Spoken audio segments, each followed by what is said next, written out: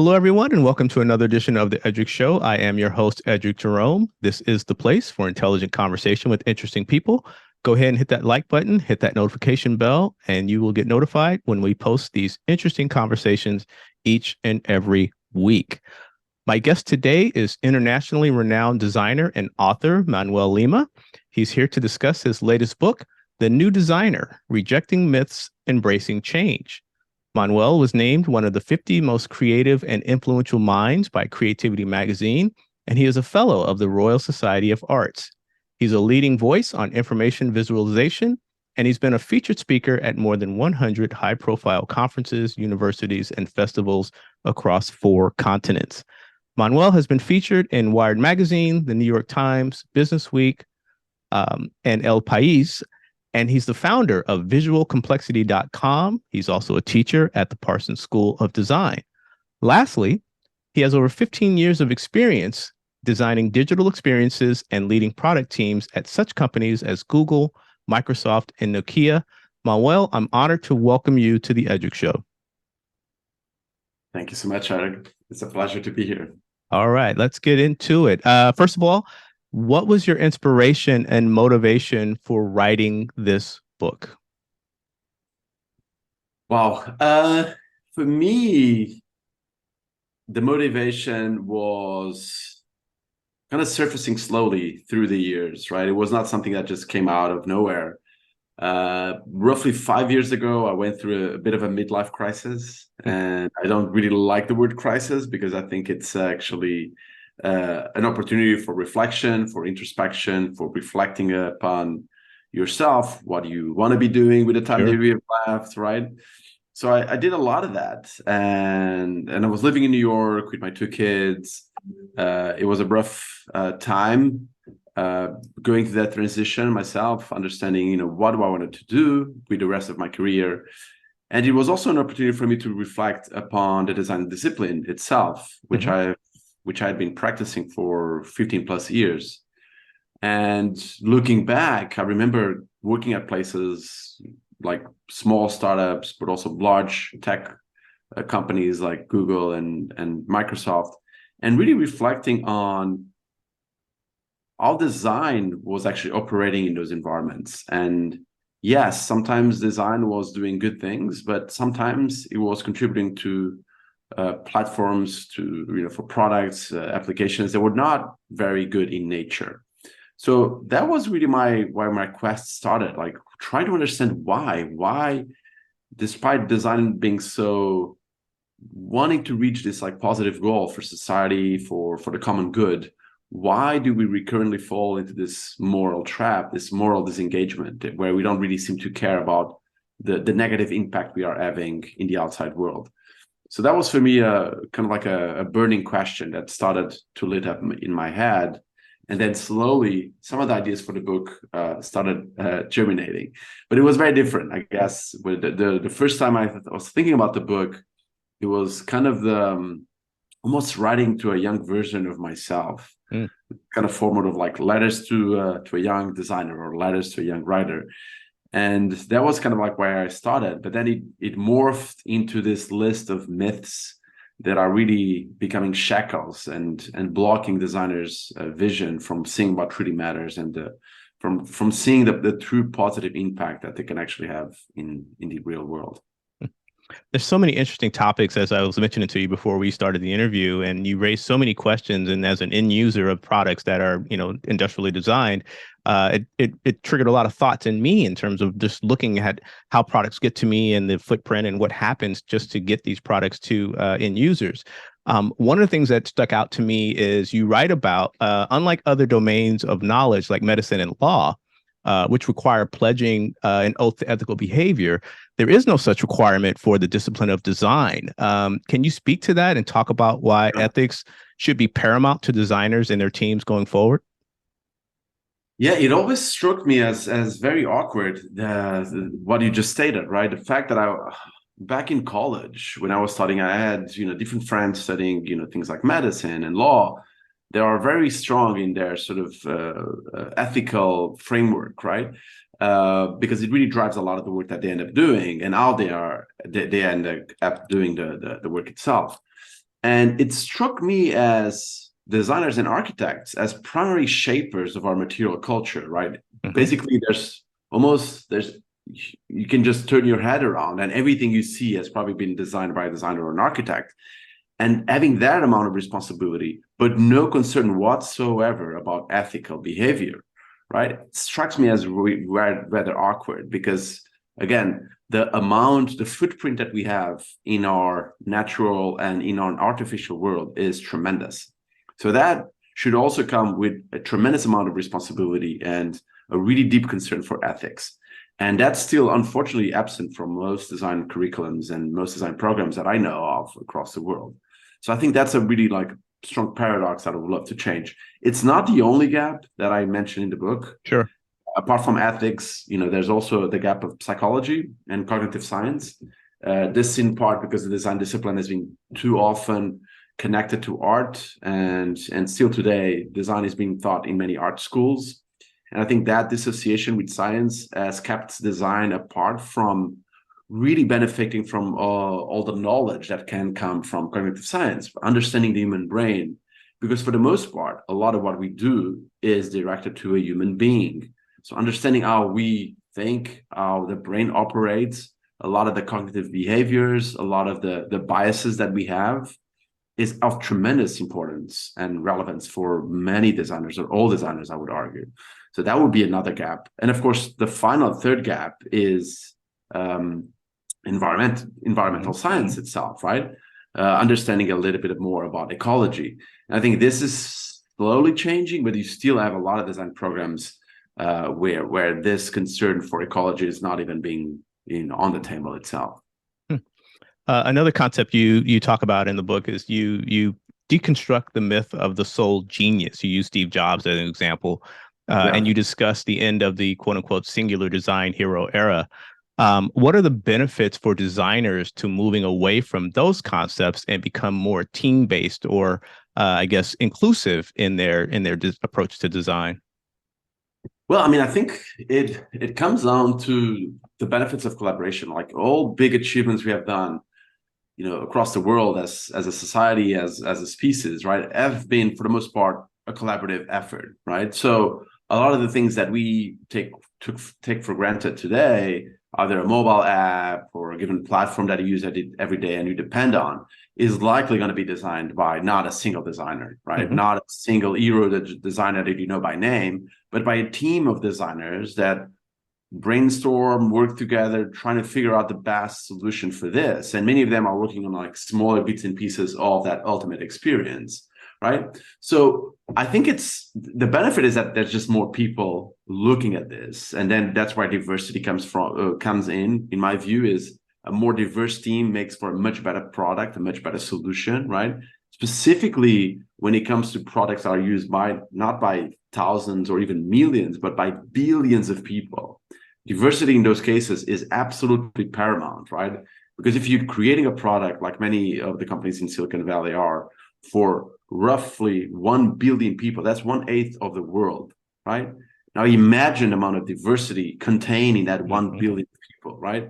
So somehow you need to reflect, or at least aspire to reflect, the same level of diversity of thought, of thinking, of race, background, nationality. Just that diversity in itself, and the team that's actually building this together should reflect to a certain degree that immense diversity of the human nature, right?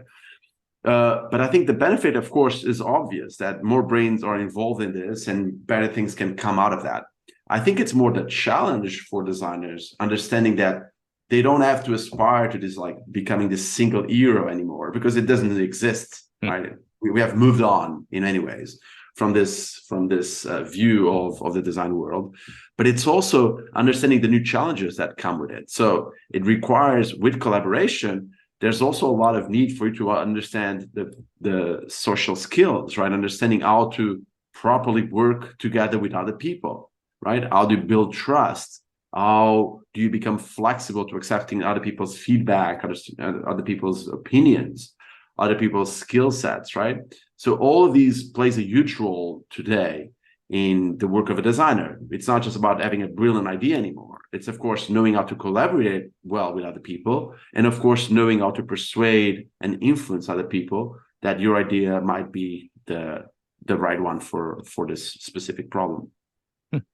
And again, like I said, your book raised so many interesting and just great questions and things to think about. Because my next question is, how can industrial designers ensure that future designs do not contribute to the ongoing problem of social inequality, and that their designs are accessible to people of all income levels and abilities? Wow, that's a tough one. And I do mention this in the book. I think a lot of it can come from what I was mentioning about like the aspect of inclusion and diversity in the team itself. A more diverse and inclusive team is more attuned to the differences outside of the norm, right? Outside of what is considered to be normal, right? Are there being sources of income or different types of social economical traits and behaviors? So a diverse and inclusive team would have that in mind by just its nature. And that's the beautiful benefit of diversity. Now, I think there's a lot to say about focusing on people with specific needs. And we have various cases across the world where a given product that all of us benefit has been created with a specific type of disability in mind. And I think that's where you should perhaps start. There's a great example of the OXO grip, the potato peeler that was created for treating arthritis, for being soft with people suffering from arthritis. So there's other examples. The toothpaste that we use today that we can use with a single end to open the cap instead of like a spinning cap. It's all of these things have been created with some sort of like disability in mind in the beginning, but then it created something. It really simplified the process for everyone, so everyone can benefit from this type of thinking. When you're focusing on a specific sort of like specific need that people might have, everyone can benefit as an outcome. Quick aside, I came from the world of healthcare, and I know ergonomic products was a large, I guess, area of opportunity to ensure that the products and the tools and the things that people are using on an everyday basis doesn't cause them harm.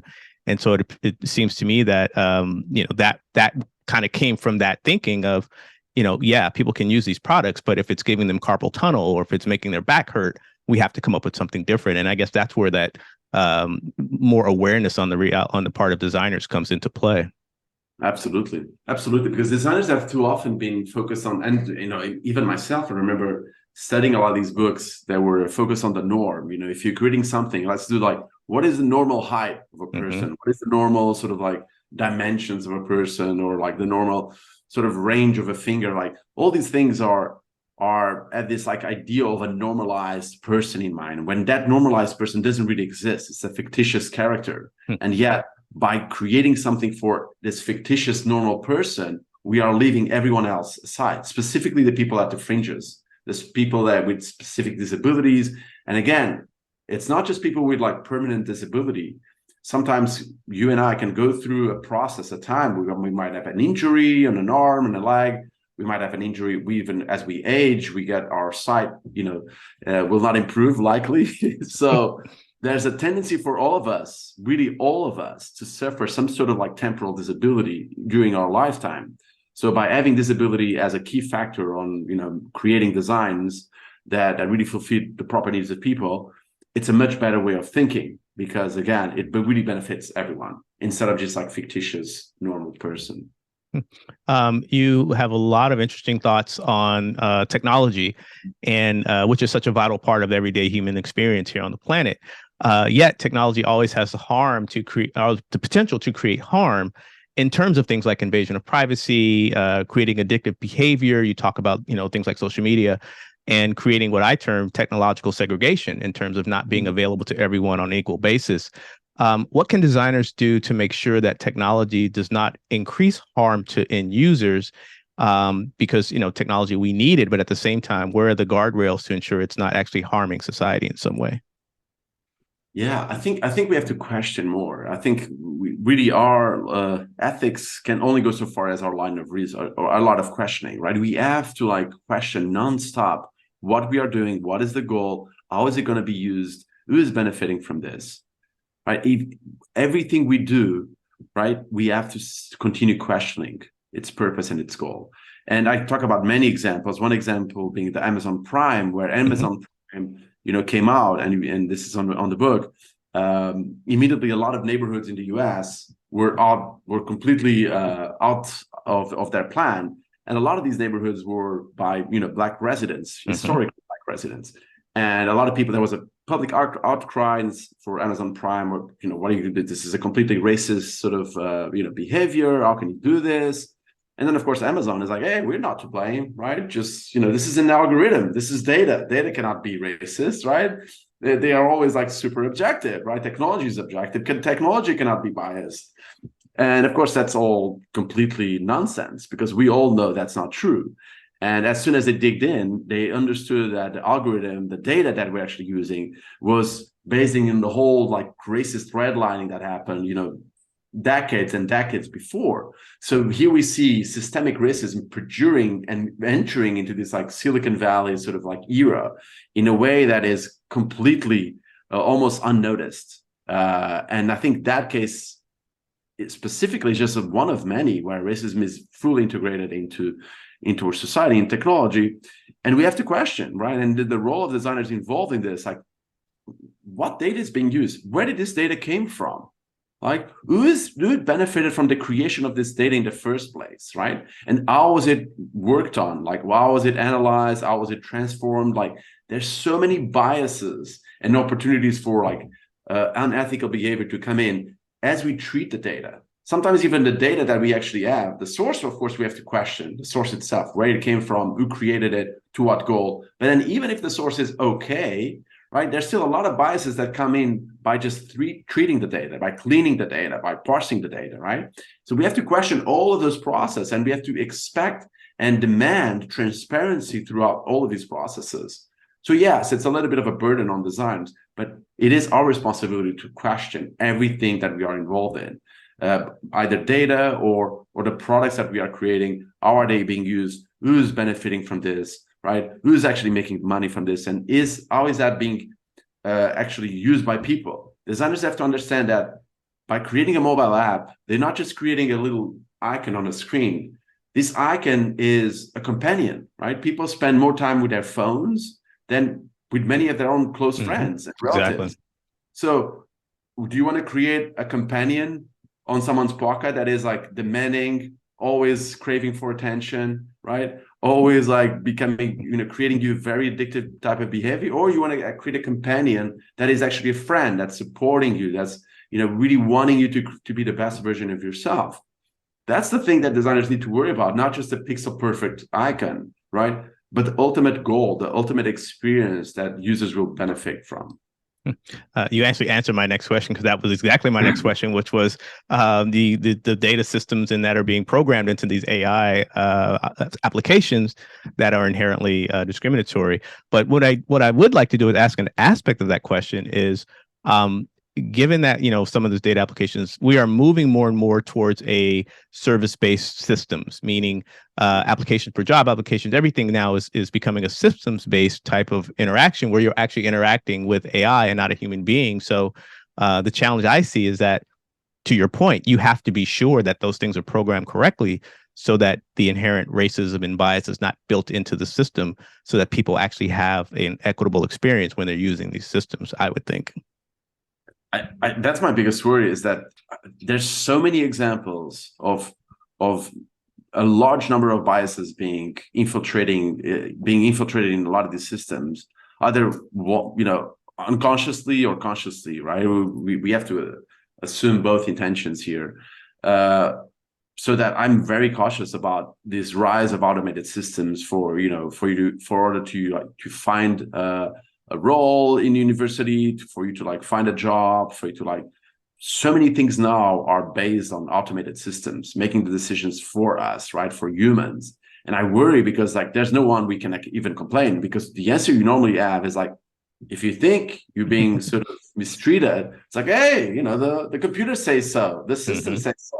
And the system is always right, as if we are talking about this like all-knowing oracle, right? This godlike entity, which is absurd that we give such an automated system created by humans such a high level of importance as we tend to do, right? As if there's no flaws, right? It's a flawless system that can never get things wrong, can never be biased, can never be racist. It's actually absurd. And I think we need to be all aware that this is not true. And we should fight back against a lot of this rise in automated systems, making big decisions that really, truly influence our lives, all of us.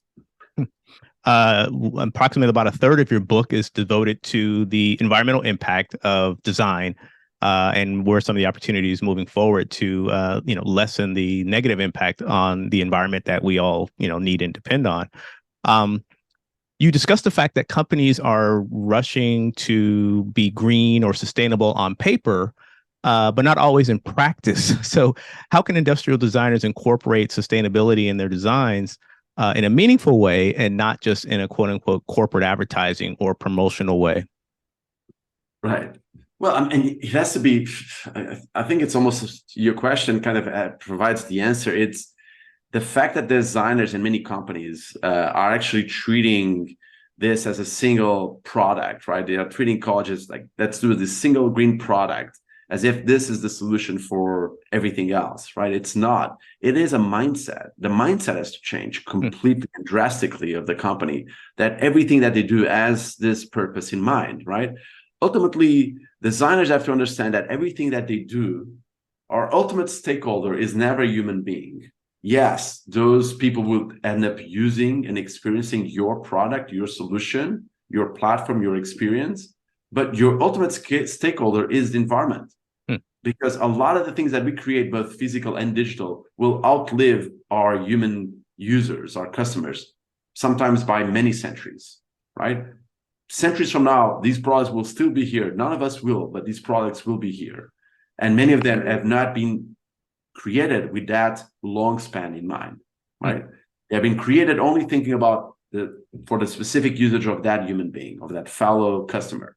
And that's, in my view, tremendously irresponsible. And we cannot continue like throwing all these things into the world in this like vacuum of consequences, because it's hurting all of us. And it's of course hurting the environment even more so.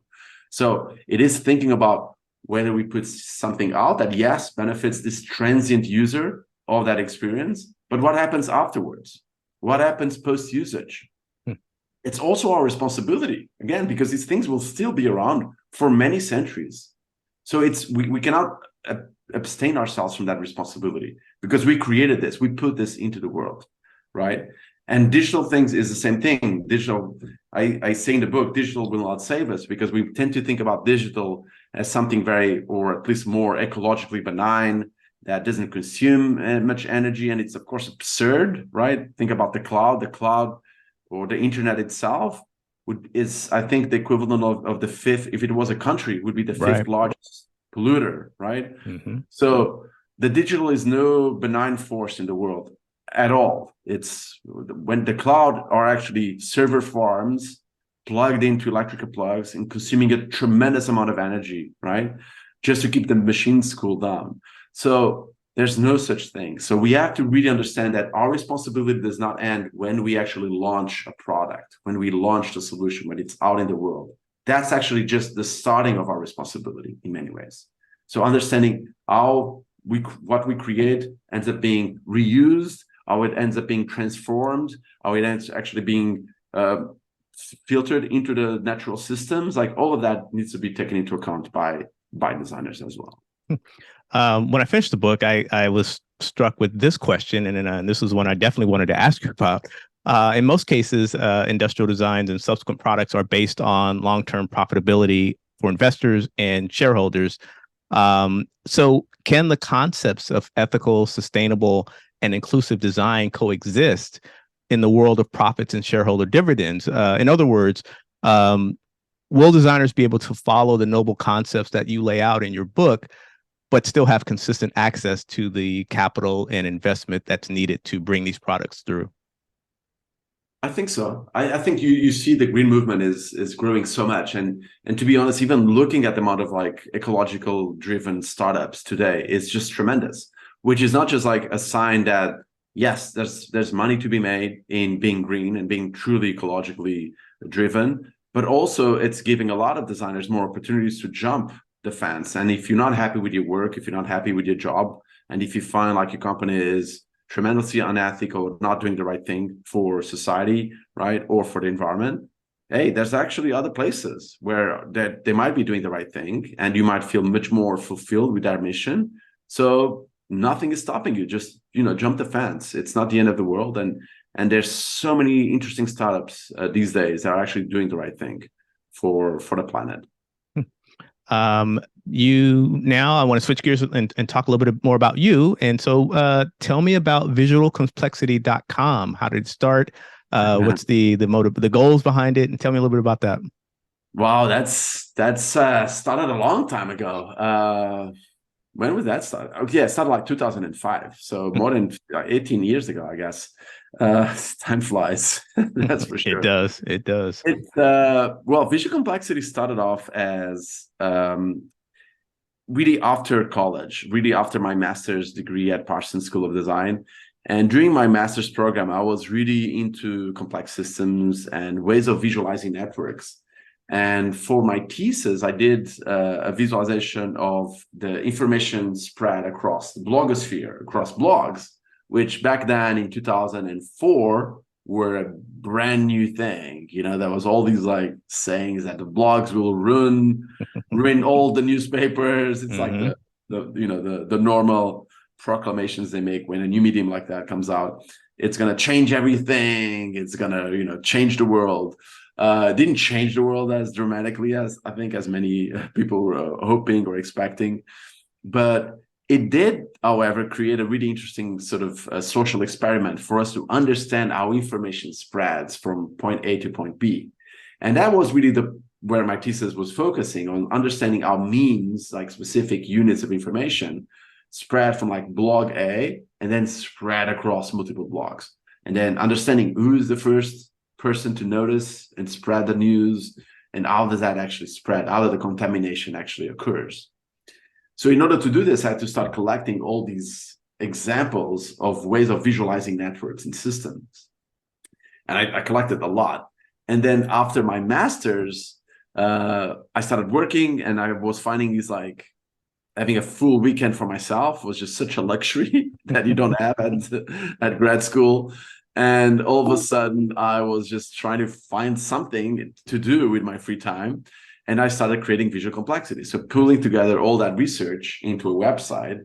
And that research is still available online, where you can see a variety of different examples of network visualizations, from social networks to family trees to computer networks, just everything you can think of, biological networks, just full gamut of different types of network visualization.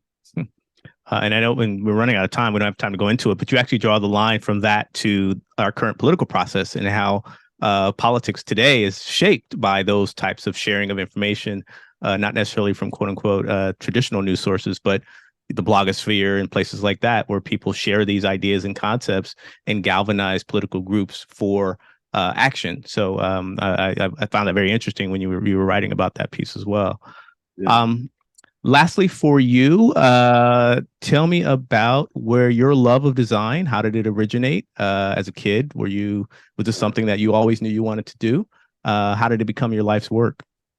I mean, it's always hard to pinpoint an exact moment. I think I wanted to be a fireman first. I loved the whole like I just find it really, I guess most kids like firemen, and for some reason I went from wanting to be a fireman to wanting to be an architect. But then when I was 16, I think that's when I really I learned really about design, and I wanted to know even more about design. And I read this book called Design is Art by Bruno Munari, this Italian designer. And I love that book. I read it, maybe 2 times. And I love that book because what Munari does is that he brings this very pragmatic view of design. Bruno Munari in that book is very against this idea of design as an art a field dedicated for the elite, right? Something that you just get to see at a museum. And that really struck a chord with me and really resonated, because I was completely against this idea that this design is something that you actually get to see at a museum. I was completely against it. I think design was a very pragmatic thing to help humans, not just being something that we don't even allow to touch somewhere in a gallery or a museum. So that vision was really important.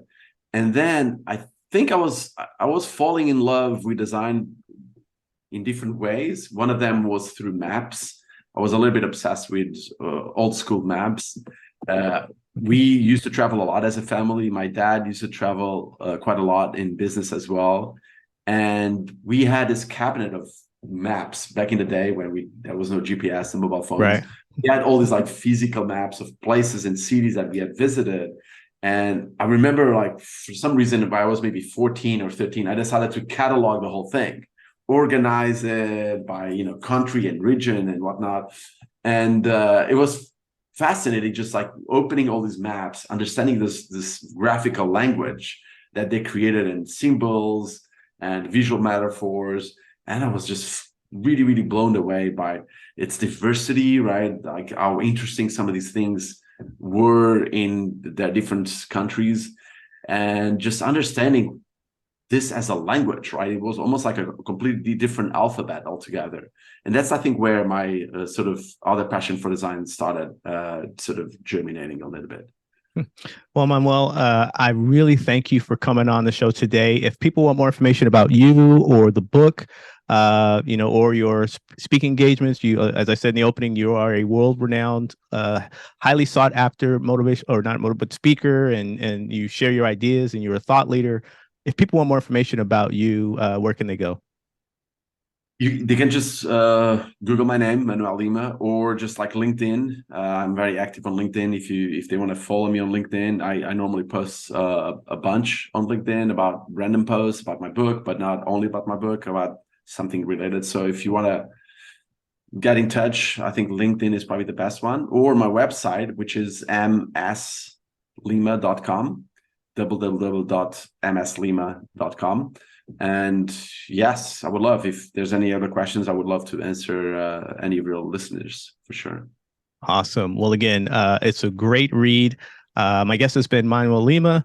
His latest book, The New Designer, Rejecting Myths, Embracing Change.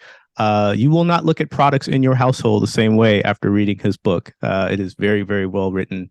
And again, you raise a lot of interesting questions and really changing the way people need to think about design and how it affects not just the end user, but the globe and the environment. And it's just a remarkable, remarkable read. So thank you for sharing that book and sharing your ideas. Thank you so much, Edric. I really appreciate it. You're very welcome. This has been another edition of the Edric Show. As I always tell you, this is the place for intelligent conversation with interesting people. Go ahead and hit that like button. Go ahead and hit that notification bell, and you will get notified when these interesting conversations are posted each and every week. I want to thank you for tuning in, and I will catch you on the next episode.